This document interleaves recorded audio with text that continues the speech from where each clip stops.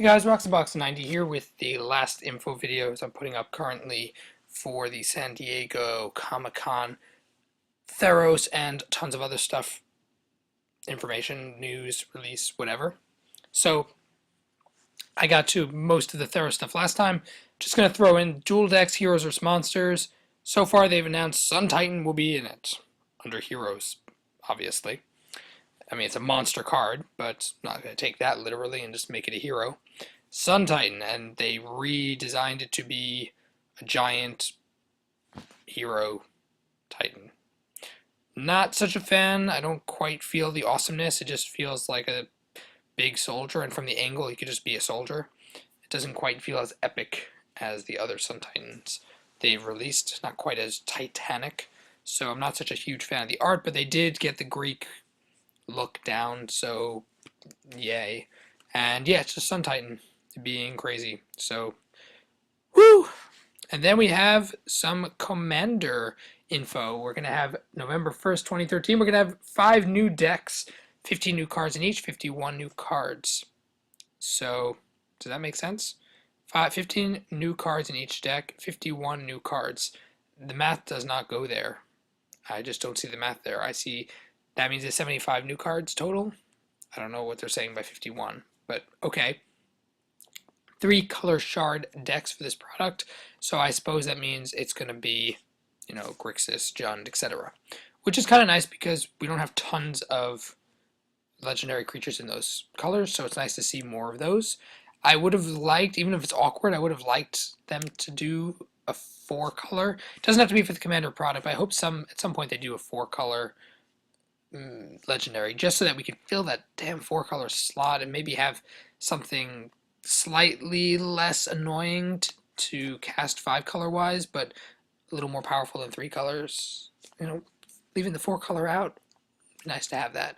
And we have, first off, Jelava, the Nephalia Scourge. So she's a very cool looking vampire, and she costs Grixis colors in 1, so 4. Flying, when she enters the battlefield, each player exiles the top X cards of his or her library, where X is the amount of mana spent to cast Jelava. So this confuses me because I don't quite understand what they're saying here. Where X is the amount of mana spent to cast her, if she costs 4 to cast, don't you have to cast her for that? Or, I guess that's clever. That's very clever, Wizards.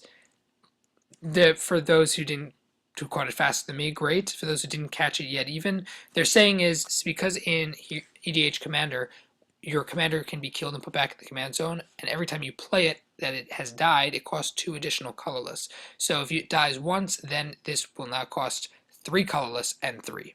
So they're saying each time you play her, then it's equal to the amount of mana spent to cast her. So the first time it would be 4, next time it would be 6, etc. Now, why is that awesome? Because whenever she attacks, you may cast an instant or sorcery card exiled with it without paying its mana cost. Wow. Holy cow. She's crazy. That is insane. That's ridiculous. Okay, here's why. My opinion. It's whenever she attacks. Not whenever she attacks and deals damage to a player. It's whenever she attacks. That means she lands play, and you can get her to attack, then her ability activates. It's very easy to have tons of really powerful instants or sorceries, and realize that it's each player exiles the top X cards. Not just you, each player. And you may cast exiled with it. That means you may cast from everyone. You may cast a card from their decks. Seeing how crazy this is? Because I'm seeing how crazy this is. She is going to be a monster multiplayer card. And I'm going to call her Voltron in the sense that you're going to want her to attack. You're going to want her to be doing crazy stuff. And in Grixis, you have the perfect combo. You have black, blue, and red.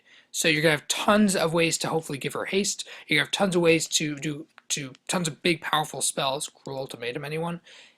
And of course, you can play their stuff. Now you have to realize that it says you may cast. So it's not quite as insane as, maybe I'm a little bit exaggerating, not quite as insane because you have to cast the card.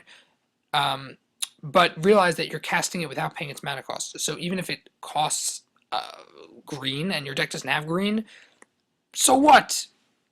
That's like unreal. She's freaking crazy awesome.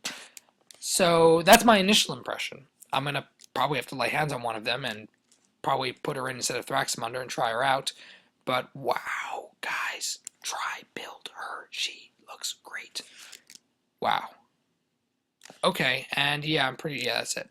Okay, so that's all the stuff I have from San Diego currently. I'll keep you guys updated with any more rumors, spoilers, information that comes across the interwebs to me. Let me know your thoughts about our Lonely Sun Titan, what you think of the art and of the new commander stuff, which I will, of course, be giving you guys lots of spoilers, updates, rumors, etc. as time goes on. So let me know your thoughts about it below in the comments section. As well, check out my channel sponsors in the description of the video. As always, Roxbox90 signing out. I'll see you guys next time.